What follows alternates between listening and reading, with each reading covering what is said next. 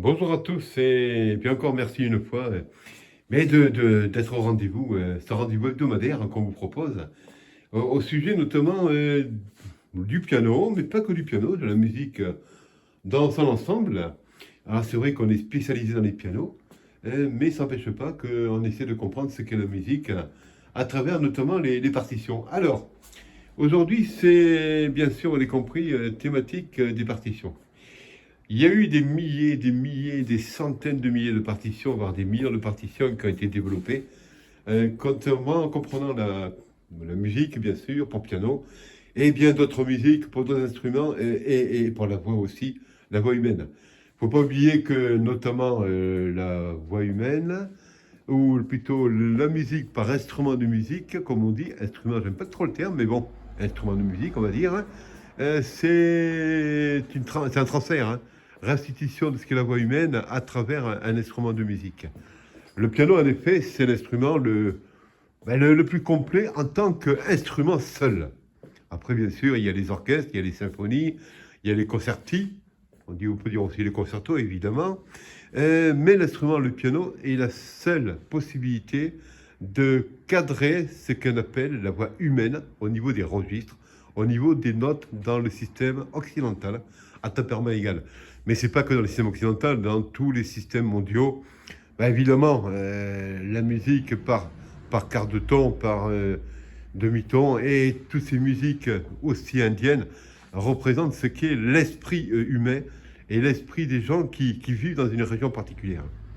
Parce que c'est pas parce qu'on parle de l'Inde ou des Indes qu'on va dire que dans toutes les Indes, il y aura la même façon de construire la musique.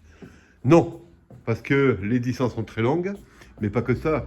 Le temps, la météorologie, la géographie ont leur importance dans ce transfert vers l'instrument de musique. Les partitions, alors les partitions, c'est notamment souvent, quand on démarre le piano, la mise à l'étrier par la partition. C'est un peu dommage, ça compte la partition, évidemment que ça compte. Ça compte pour son éventail, pour sa bibliothèque musicale, pour les structures que ça propose, évidemment, parce qu'il faut se rendre compte que les compositeurs ont notamment travaillé au niveau des partitions, en tout cas à travers une connaissance de la musique sérieuse, mais la partition n'est que le reflet d'un moment simplement. C'est-à-dire sur le papier, on va noter quelques éléments, et dans 100 ans, si le papier existe encore, ben ma foi, la partition sera toujours là. Ça ne tient pas compte de ce qu'est souvent la musique. Les partitions, par exemple, ont été notamment créées pour transférer, bien sûr, à titre commercial, la musique vers une autre personne qui a envie de jouer la musique qui lui plaît. Mais les partitions, ce n'est que le reflet d'un moment. Par exemple, je vous donnais Lettre à Élise, par exemple. Mais Lettre à Élise, soi-disant de Beethoven, qui s'appelle aussi Lettre pour Élise, Lettre d'Élise, Lettre à Élise, et sans nom au départ. Mais il faut bien se dire que la partition, à un moment donné, elle n'avait pas de nom, elle n'avait pas de titre.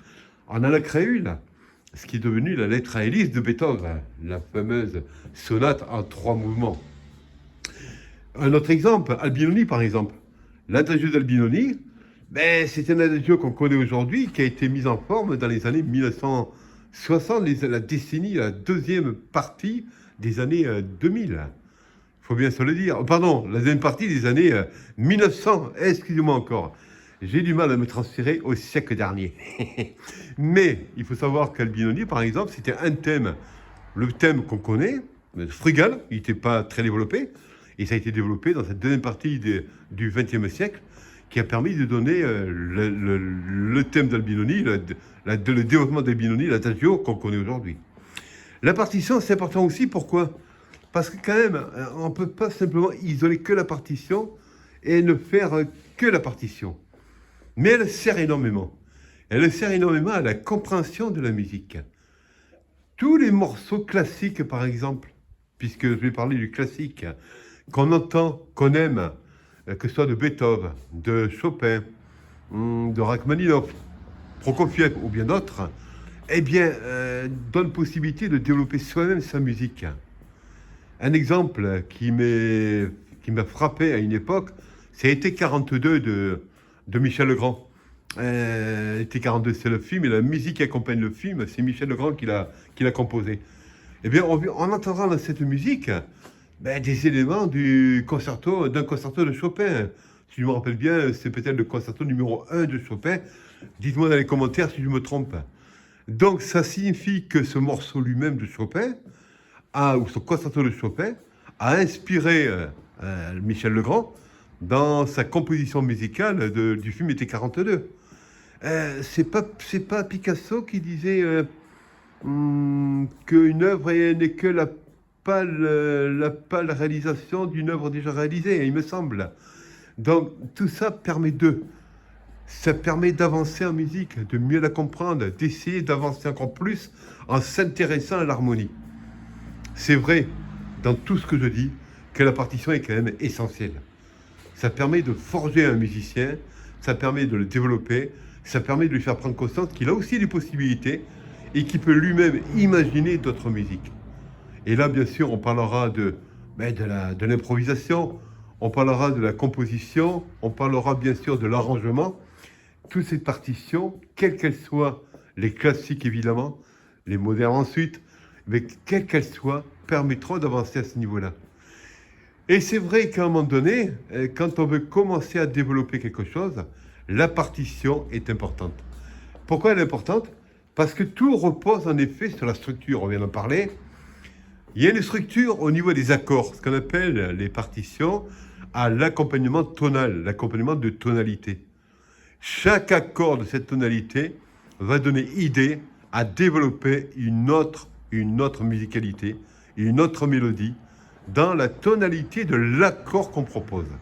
Donc partir un peu comme on veut, comme on souhaite, à travers ces fameux accords qui vont créer des ponts d'une tonalité à une autre. À travers ces notes qui vont créer un pont d'une tonalité à une autre. C'est ce que font les jazzmen d'ailleurs. Un jazzman, derrière une partition de jazz, souvent, il n'y a pas d'altération au niveau de la clé.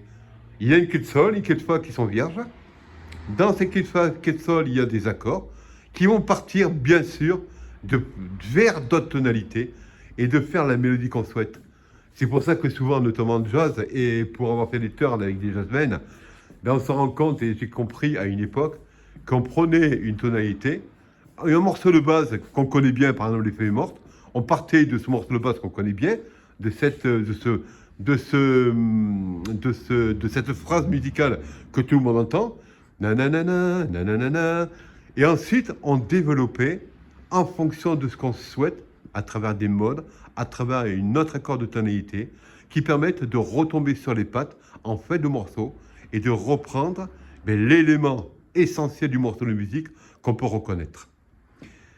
En souhaitant que ces quelques éléments vous aient donné envie de vous mettre à la musique, un tant soit peu en liberté, un tant soit peu organisé par des partitions, et qui vous permettent de mieux comprendre.